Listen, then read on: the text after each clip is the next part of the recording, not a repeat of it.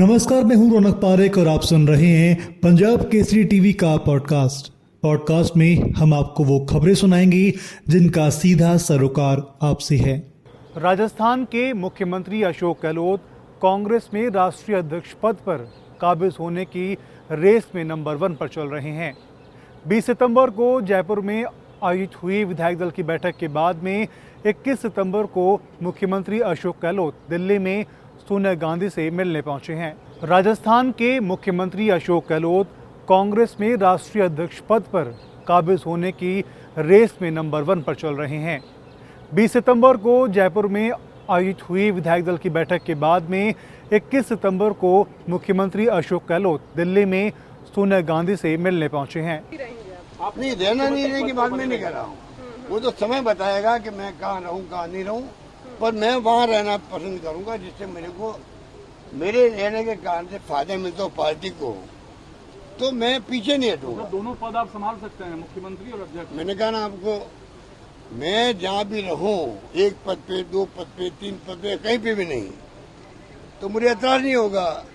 मेरी इच्छा तो ये रहेगी, अगर मेरा बस चले तो मैं कोई पद पे नहीं रहूँ। अब मैंने बहुत पद संभाल लिए। अब मैं मैदान में उतरूं, राहुल गांधी के साथ दौरे करूं, यात्रा करूं, जनता का आह्वान करें, हम लोग देश भर के लोगों को आह्वान करके हम लोग सड़कों पे लावें, और ये जो फासिस्टी लोग बैठे हुए हैं इनके खिलाफ में हम लोग मोर्चा खोलें। ये मेरी वायरस प्रदेश में गौवंशों पर कहर बनकर के टूट रहा है। हालात ऐसी हैं कि सत्ता पक्ष के साथ में विपक्ष भी नोकझोंक करने पर उतारू हैं। विधानसभा में प्रश्नकाल चल रहा था। नेता प्रतिपक्ष गुलाब चंद कटारिया और पीसीसी चीफ यानी कि गोविंद सिंह डोटासरा के बीच में विधानसभा में कहासुनी हुई। मतलब केंद्र अगर इसको आपदा घोषित नहीं करेगा तो आप राजस्थान के किसान को किसी भी प्रकार का इस डेथ का कोई सहयोग नहीं करने वाले ना, यही है।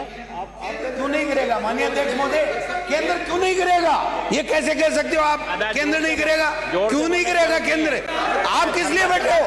आप किस लिए बैठे हो? तो केंद्र से दबाव बनाओ, केंद्र के ऊपर दबाव बनाओ, तो नहीं गिरेगा। कांग्रेस पार्टी की मीटिंग नहीं है, जिम्मेदारी से भाग रहे हो, उनकी विधानसभा है, जिम्मेदारी से भाग रहे हो। आने से गिरेगा, खड़े होकर प्रश्न पूछते, केंद्र नहीं गिरेगा।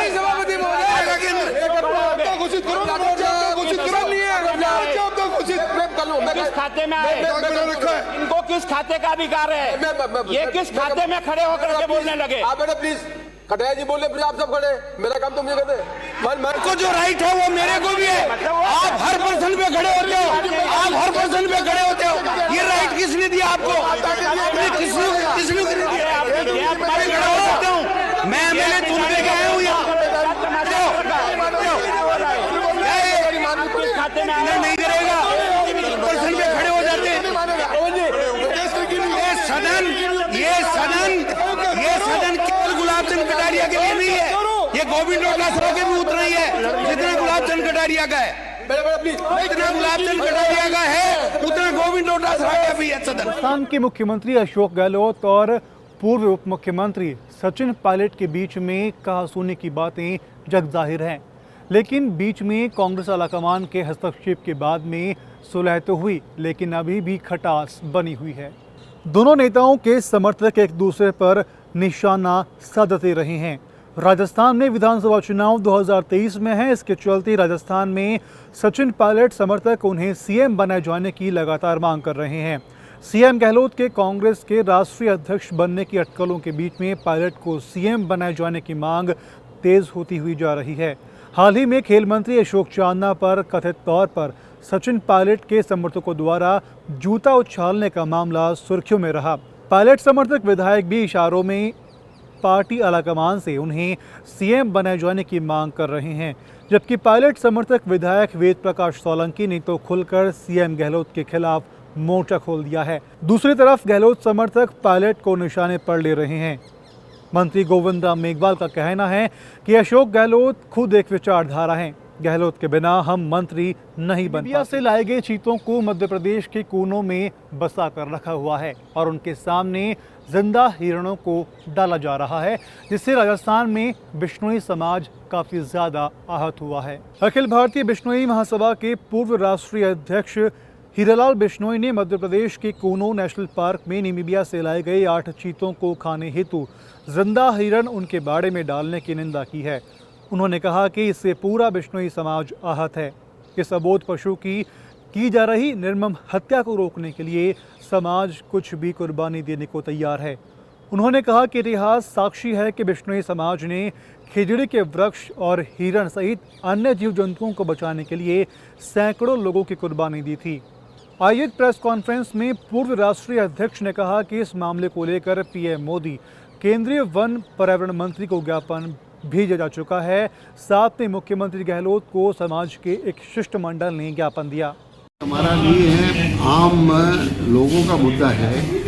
वन्य जीवों में, वन्य प्राणियों में, वन्य वृक्षों में जो भी जैन धर्म के लोग हैं और हर जाति के लोग इस पे विश्वास रखने वालों का मुद्दा है। हमारा अकेलों का भी मुद्दा तो है ही, क्योंकि हमारा तो ये मुद्दा धर्म से जुड़ा हुआ है।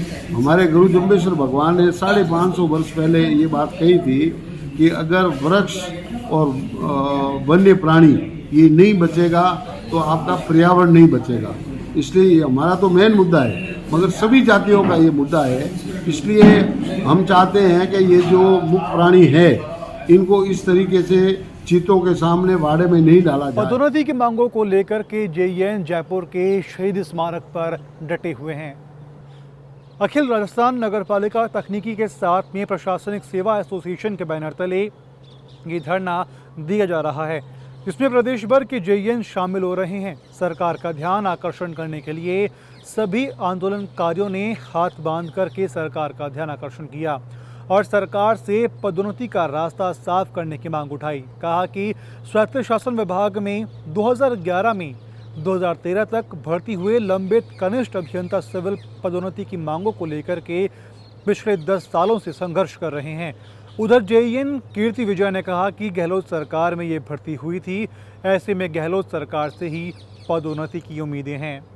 राजस्थान नगरपालिका तकनीकी एवं प्रशासनिक सेवा एसोसिएशन के बैनर तले राजस्थान के संपूर्ण नगर निकायों से 319 कनिष्ठ अभियंताओं की पदोन्नति हेतु आज यहाँ पे धरना प्रदर्शन किया जा रहा है, जिसमें हमारी मुख्य मांग है कि जो प्रशासन सरकार ने 41 सहायक अभियंताओं के लिए जो सीधी भर्ती निकाली है उसको निरस्त करके और जो 10-12 सालों से कनिष्ठ अभियंता के पद पे कार्यरत हैं उन सभी को पदोन्नत कर सहायक अभियंता का पद दिया जाए।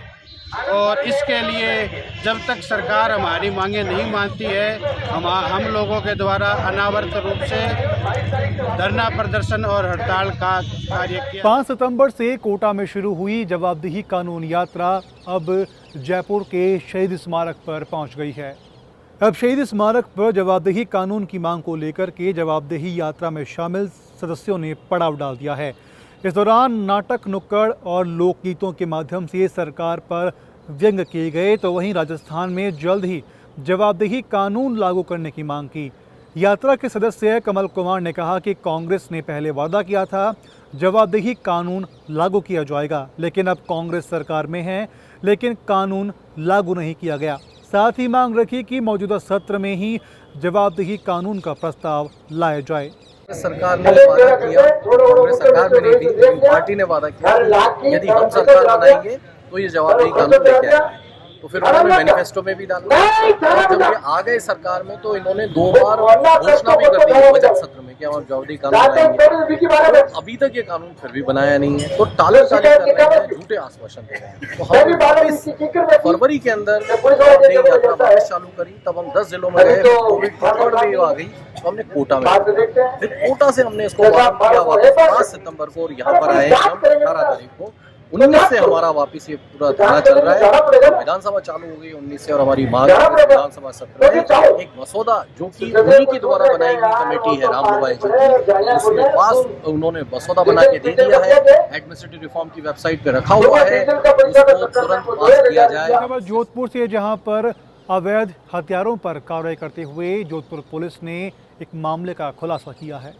बता दें कि ये कार्रवाई जोधपुर पुलिस कमिश्नरेट की डांगेवास थाना पुलिस और डीएसटी टीम की ओर से की गई, जहां पुलिस ने एक बदमाश कालूराम बेनीवाल को गिरफ्तार कर उनके कब्जे से 3 अवैध पिस्टल बरामद किए हैं। बदमाश बेनीवाल अवैध हथियारों का तस्कर है। पुलिस की पूछताछ में सामने आया कि उसने जोधपुर शहर और ग्रामीण क्षेत्र में पूर्व में भी कई हथियार बेचे हैं। उनके विरुद्ध ऑपरेशन साहू जो चलाया हुआ है, उसी के अंतर्गत हमने आज एक कार्रवाई की है, जिसमें थाना अधिकारी डांगियावास और डीएसटी स्पेशल टीम ने मिलकर एक कार्रवाई की है और एक तस्कर कालूराम बेनीवाल, उसको 3 पिस्टल्स के साथ उसको गिरफ्तार किया गया है। खबरों में अभी के लिए इतना ही। आप सुनते रहें पंजाब केसरी टीवी का पॉडकास्ट।